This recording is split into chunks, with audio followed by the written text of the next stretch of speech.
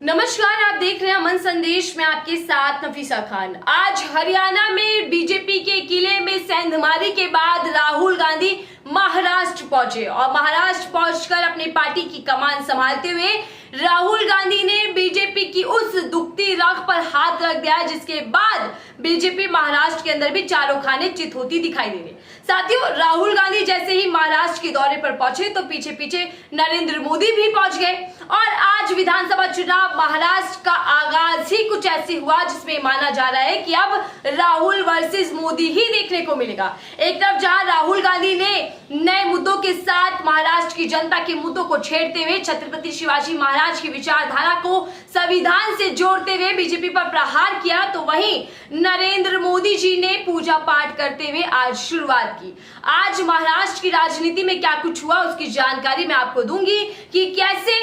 राहुल गांधी जब महाराष्ट्र पहुंचते हैं और पीएम मोदी भी महाराष्ट्र के अंदर रैली को संबोधित करते हैं तो क्या बड़ा अंतर इन दोनों की रैली में देखा गया, इसकी भी जानकारी मैं आपको दूंगी। लेकिन उससे पहले आपको इतना बता दूं कि अभी तक महाराष्ट्र विधानसभा चुनावी तारीखों का ऐलान नहीं हुआ, लेकिन बावजूद इसके महाराष्ट्र के अंदर सियासी घमासान छिड़ चुका है। महाराष्ट्र की सियासी पिच पूरी तरीके से तैयार हो चुकी है और जोर आजमाइश की जो जंग है, जो खेल है, वो शुरू हो चुका है। साथियों, राहुल गांधी ने जब आज छत्रपति शिवाजी महाराज की मूर्ति का अनावरण किया तो सीधे तौर पर छत्रपति शिवाजी महाराज की विचारधारा को संविधान से जोड़ते हुए बीजेपी की उस दुखती राख पर हाथ रखते हुए पीएम मोदी पर सीधे तौर पर हमला बोला है, जिसको लेकर पहले से ही भारतीय जनता पार्टी बुरी तरीके से फंसती दिखाई दी थी। यहां तक कि इतनी ज्यादा बुरी हालत हो गई थी कि प्रधानमंत्री नरेंद्र मोदी जी को, जो किसी के सामने झुकते नहीं है, उनको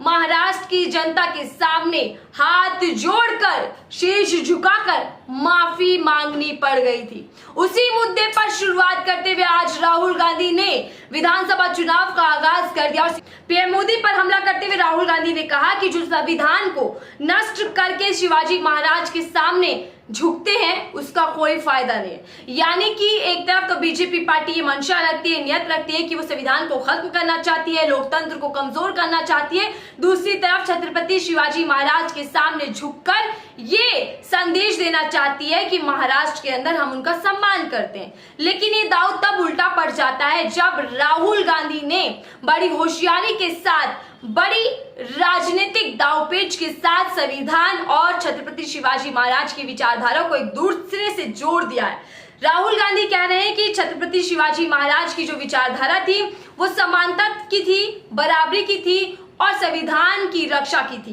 लेकिन पीएम मोदी ऐसा नहीं चाहते। मोदी जी लगातार संविधान पर हमला कर रहे हैं, लोकतंत्र को कमजोर करने की कोशिश कर रहे हैं और ये पूरी लड़ाई जो है वो दो विचारधारा के बीच ही है। एक विचारधारा वो जो बीजेपी और आरएसएस रखती है, यानी कि संविधान को खत्म करने की। दूसरी विचारधारा वो जो हम रखते हैं, संविधान की रक्षा की, लोकतंत्र को मजबूती देने की और संविधान के तहत ही देश को चलाने की। ये लड़ाई की शुरुआत जब जम्मू कश्मीर हरियाणा से होते हुए महाराष्ट्र पहुंची तो वहां का जो सियासी मैदान है वो पूरी तरीके से अब अपनी चुनावी पिच पर चरम सीमा पर आ गया। साथियों, राहुल गांधी ने जैसे ही हमला बोला तो नए मुद्दे दिखाई दिए, महाराष्ट्र की जनता के मुद्दे सुनाई दिए और छत्रपति शिवाजी महाराज, जिनको बड़े पैमाने पर महाराष्ट्र के अंदर पूजा जाता है, माना जाता है, भगवान का दर्जा भी दिया जाता है, उन्हीं से शुरुआत करते हुए बीजेपी पर हमला बोलते हुए ये मैसेज साफ दे दिया है कि राहुल गांधी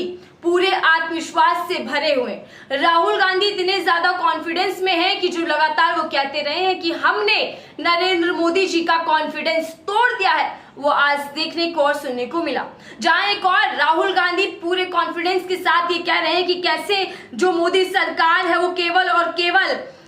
कुछ ही चुनिंदा लोगों के लिए विकास करना चाहती है, काम करना चाहती है, उद्योगपतियों के लिए काम करे। ये गरीब जनता की सरकार नहीं बल्कि बड़े बड़े उद्योगपतियों की सरकार है। तो वहीं पीएम मोदी भी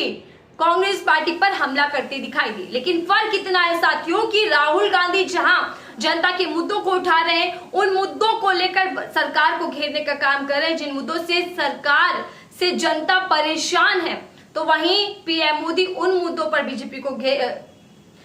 पीएम मोदी उन मुद्दों को लेकर कांग्रेस पर हमला कर रहे हैं जो मुद्दे शायद बहुत पुराने हो गए और जो चलते हुए दिखाई नहीं दे रहे। भ्रष्टाचार, परिवारवाद और यहाँ तक कि फूट डालो की राजनीति करो, ये हमेशा कांग्रेस को लेकर कहते रहे। इसी के साथ पीएम मोदी ने यह भी हमला बोला कि कैसे कांग्रेस जो है वो विदेशी सोच रखती है, विदेशी विचारधारा से चलती है कांग्रेस पार्टी, और कांग्रेस युवाओं को नशे की लत लगाना चाहती है, नशे की लत लगाकर उस पैसे से चुनाव जीतना चाहती है, प्रधानमंत्री नरेंद्र मोदी जी ने आज बोला। इसी के साथ साथ मोदी जी का एक भाषण, एक बयान भी खूब ज्यादा वायरल होने लगा, जो आज उन्होंने महाराष्ट्र दौरे में बोला कि बंटोगे तो बांटने वाले जश्न मनाएंगे। ये बयान जैसे ही आया तो सवाल कई उठने लग गए कि आखिरकार नरेंद्र मोदी जी किसका जिक्र कर रहे हैं, कौन बांट रहा है, किसको बांट रहा है और कौन बटेगा और किसको खुशी होगी। साथियों, अक्सर आप लोगों ने सुना होगा कि मोदी जी चाहे वो लोकसभा का चुनाव हो, विधानसभा का चुनाव हो, वो एक नारे पर जोर देते रहे हैं, सबका साथ, सबका विकास, सबका विश्वास, सबका प्रयास। लेकिन ये नारा खोखला होता हर चुनावी रण में दिखाई दिया, क्योंकि जब चुनावी मंचों से भाषण सुनने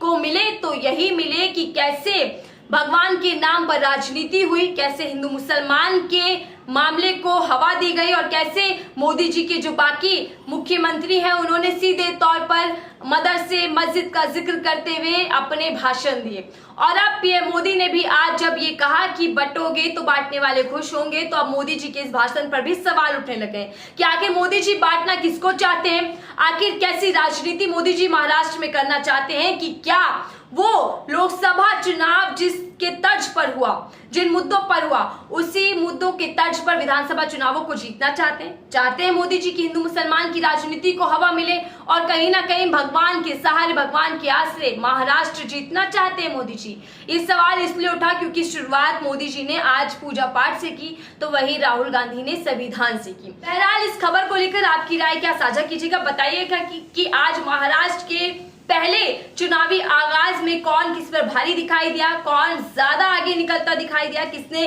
असल मुद्दों को उठाया और कौन कहीं ना कहीं अपने फूट डालो राजगिरों की नीति को अपनाता दिखाई दिया, ध्रुवीकरण करता दिखाई दिया और केवल वही पुराने घिसे पिटे मुद्दों को उठाता दिखाई दिया, जो मुद्दे हर चुनावों में अब फेल होते दिखाई दे रहे। आपको कैसा लगा आज महाराष्ट्र पीएम मोदी और राहुल गांधी का दौरा, वो कमेंट बॉक्स में लिखकर जरूर बताइएगा और बताइएगा कि आने वाले दिनों में महाराष्ट्र की लड़ाई और कितनी ज्यादा दिलचस्प होने वाली है और कौन इस बार बाजी मारने वाला है। फिलहाल के लिए दीजिए।